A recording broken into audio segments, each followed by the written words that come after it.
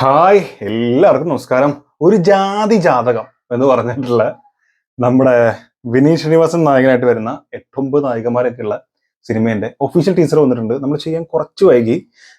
പറയുന്നതിന് മുമ്പ് വേറൊരു സന്തോഷ വാർത്ത പറയാനുള്ളത് നമ്മൾ 10K ഫാമിലി ആയിരിക്കുകയാണ്. Thank you so much. Support ചെയ്തിട്ടുള്ള, സബ്സ്ക്രൈബ് ചെയ്തിട്ടുള്ള, വ്യൂ ചെയ്തിട്ടുള്ള, കണ്ടിട്ടുള്ള, ലൈക്ക് ചെയ്തിട്ടുള്ള, കമന്റ് ചെയ്തിട്ടുള്ള എല്ലാവർക്കും ഒരുപാട് ഹൃദയം നിറഞ്ഞ നന്ദി അറിയിക്കുന്നു. നേരെ വീട്ടിലേക്ക് പോവാം. ഓക്കെ, എൻ്റെ ഭാര്യൻ്റെ എന്ന് പറഞ്ഞിട്ട് അവിടെ നിന്ന് ഒരാള്. സോ എൻ്റെ പേരിലും എൻ്റെ ഭാര്യയുടെ പേരിലും എൻ്റെ കുടുംബത്തിന്റെ പേരിലും ജയം ജേണി എന്ന് പറയുന്ന ചാനലിന്റെ ഒഫീഷ്യലായിട്ടും നന്ദി അറിയിക്കുന്നു.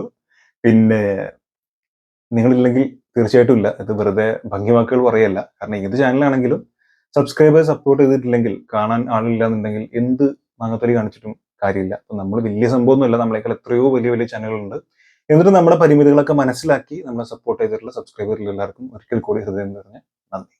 ഇനി വീഡിയോ കണ്ടില്ലെങ്കിൽ നിങ്ങൾ തന്തയ്ക്ക് വിളിക്കും, തെറിയും വിളിക്കും, ഒക്കെ ഞാൻ കേൾക്കേണ്ടി വരും. So ready.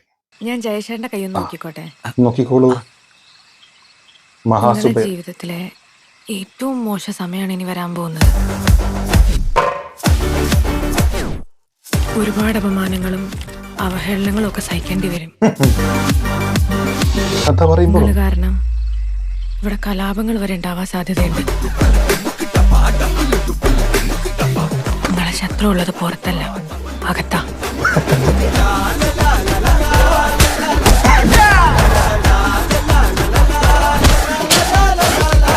ഞാൻ വേറൊരു കാര്യം കൂടെ പറയാം. നിങ്ങൾ ഈ കയ്യിനി വേറൊരു മനുഷ്യനെ കാണിക്കാൻ നിൽക്കണ്ട.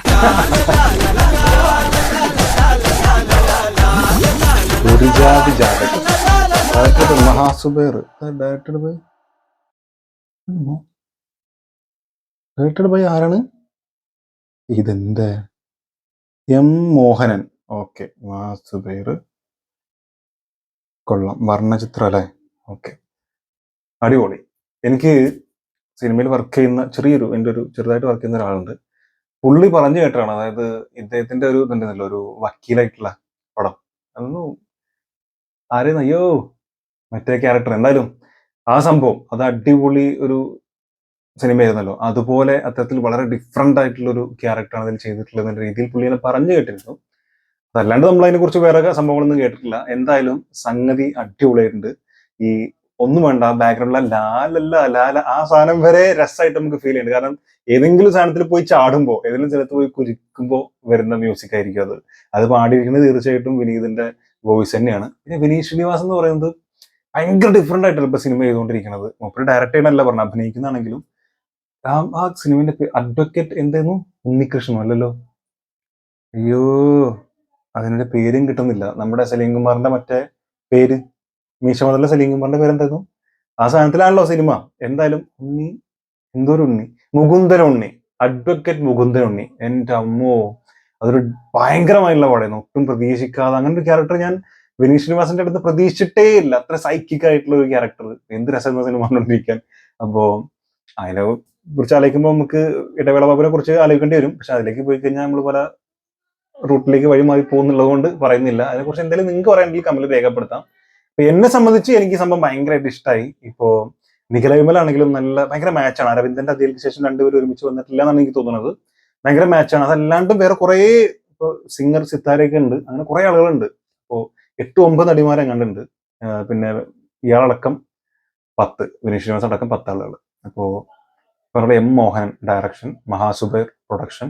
എന്തായാലും നല്ല സിനിമയായിരിക്കും എന്ന് വിചാരിക്കുന്നു. കാരണം ഇദ്ദേഹത്തിന്റെ സിനിമകൾക്ക് നമ്മൾ ഒരു എന്റർടൈനിങ് ഫാക്ടർ ഉണ്ടാവുകൊണ്ട് കുറെയൊക്കെ രസമായിട്ട് ആ സിനിമ കണ്ടിരിക്കാൻ പറ്റും. ഭയങ്കര സീരിയസ് ആയിട്ടുള്ള സബ്ജക്റ്റ് ഒന്നും ആയിരിക്കില്ല. കുറെ നല്ല നല്ല ഫീൽ ഗുഡ് മൊമെന്റ്സ് ഒക്കെ ഉള്ള അങ്ങനത്തെ സിനിമയായിരിക്കും. പിന്നെ പറഞ്ഞ പോലെ അഡ്വക്കേറ്റ് മുകുന്ദനി പോലൊരു സിനിമയാണെങ്കിൽ ഡിഫറെന്റ് ആയിട്ടുള്ള പല സംഭവങ്ങൾ നമുക്ക് കാണാനും സാധിക്കും. എന്തായാലും ട്രെയിലർ വരട്ടെ, അപ്പം കുറച്ചുകൂടി വ്യക്തമെന്ന് തോന്നുന്നു. അല്ലെങ്കിൽ സിനിമ വരട്ടെ, കണ്ടതിന് ശേഷം തീരുമാനിക്കാം. അപ്പോൾ നിങ്ങൾക്ക് ഇഷ്ടമായി വിചാരിക്കുന്നു. ഇഷ്ടപ്പെട്ടിട്ടുണ്ടെങ്കിലും ഇഷ്ടപ്പെട്ടിട്ടില്ലെങ്കിലും നിങ്ങളുടെ അഭിപ്രായങ്ങൾ തീർച്ചയായിട്ടും കമന്റ് രേഖപ്പെടുക. And once again thank you so much for 10K. അടുത്ത കാണാം. കാണുന്നവരെ സബ്സ്ക്രൈബ്, സപ്പോർട്ട്.